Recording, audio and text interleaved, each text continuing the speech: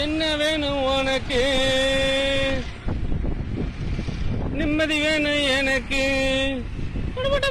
நிம்மதி வேணும் சுடுகாட்டுல போய் படுத்துங்களா? என்ன வேணும் உனக்கு? எடுபட்ட வேலை பேங்கில் வச்சத நகைய திருப்பி கொள்ளாமல. என்ன வேணும் உனக்கு?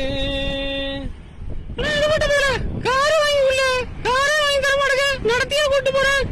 என்ன வேணும் உனக்கு? இல்ல எடுபட்ட வேலை என்ன வேணும் கேட்டுக்கிறது. ஒரு 100 கிலோ நகைய வாங்கி கொள்ள, நகை போற போக்கில் தாங்க முடியல. என்ன வேணும் உனக்கு?